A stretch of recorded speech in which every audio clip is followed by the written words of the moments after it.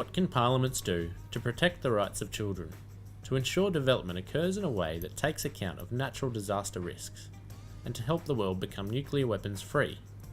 Those were some of the key issues debated at the latest global summit of parliamentarians when members of the Inter-Parliamentary Union gathered in Geneva in March 2014 for their 130th Assembly. Australia's delegation leader and Deputy President of the Senate, Senator Stephen Parry, said the lack of discussion about the crisis in Ukraine was a serious omission, with efforts to get it on the agenda stifled. Well, one of the most disappointing factors at the IPU was the Ukraine issue, which was, of course, forefront on the world stage. However, the IPU voted, or Russia and mainly African countries decided not to discuss the issue of Ukraine, which was disappointing.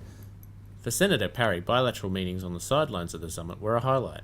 But the greatest value from the IPU was the bilateral meetings that we could have around the IPU setting, and that was of enormous value to Australia. Yes, the bilateral meetings, in particular, Ethiopia was one good one. They requested to meet with us. They're very interested in our democracy, the way that we appropriate money. They want to learn more about our grant system, so we've extended an invitation for them to come to Australia, learn more about it, and we'll help facilitate that visit. They were very keen to meet with us. The other countries that we get on very well with, Canada, the United Kingdom, the Irish. There were also some important messages delivered by Australia at the meetings.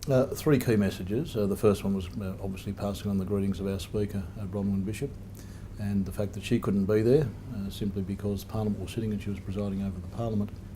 The two other messages were the Pacific region and the suggestion that the IPU look at creating a geopolitical region for the Pacific.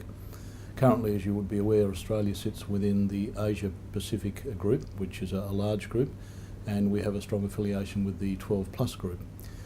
So to have our own geopolitical area, with which Australia and New Zealand would be fairly central in, would be a good advantage to some of the smaller Pacific nations, and that fits very well with our emphasis here from this Parliament in assisting the Pacific. That was well received, and the second message was that we shouldn't ignore the old democracies. Whilst there's a great focus on new democracies, which is right and proper, and emerging democracies and ensuring that they prosper and they thrive, we should also look after the existing democracies, the old democracies. They need renewal, they need perspective about how they can survive moving forward. Just because we've been a democracy for 120 years doesn't mean that we've got it completely right. And I gave a classic example for Australia where we still don't have independent funding of our Parliament. And maybe that's something we should look at, and we should be able to seek out like-minded countries who have that in place, and Australia could learn from that. The Australian delegation included 4 women parliamentarians. Oh, I had a great team to lead. That was the best part. Really good mix of senators and the member, Nola Marina. That was great.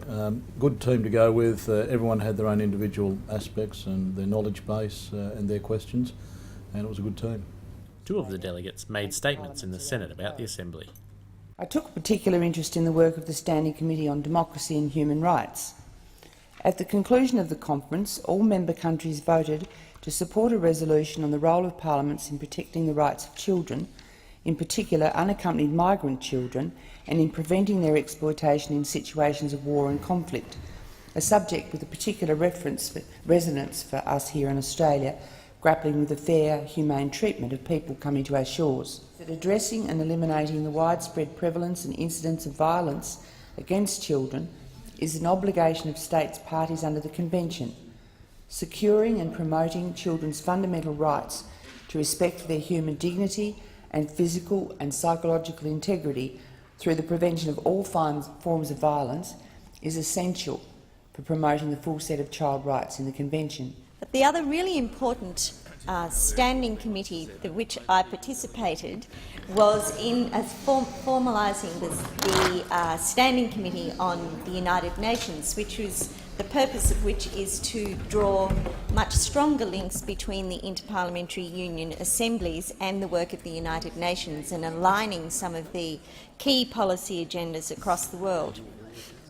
The 2 things that we talked most significantly about in that standing committee were, first of all, the whole issue of food security, of course, which is when you see what's happening in the African subcontinent and the concerns that are being the tragedy that's playing out there in terms of food security was one issue.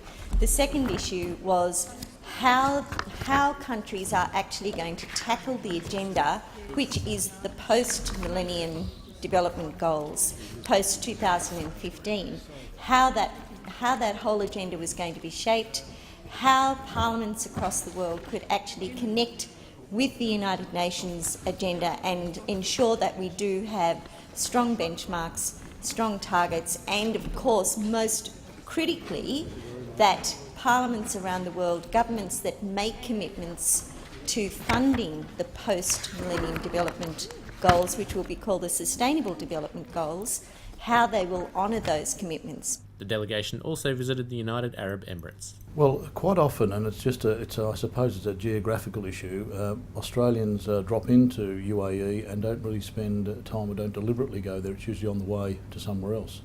This time we decided to go and stop and spend a couple of days there and just reacquaint ourselves with the United Arab Emirates, and we had some high-level meetings. We met a lot of people in relation to commerce and trade, and Australia is really a major player there now. We met some people from all different walks of life. People were involved in building the new metro in UAE. Also, we had some cultural experiences to understand more about the cultural aspect of the Middle East.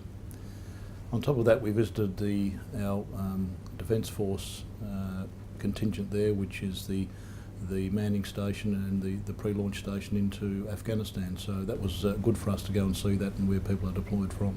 Australia has a very strong link there now, and it's a very important commercial hub for us, and I think our visit there just highlighted that aspect.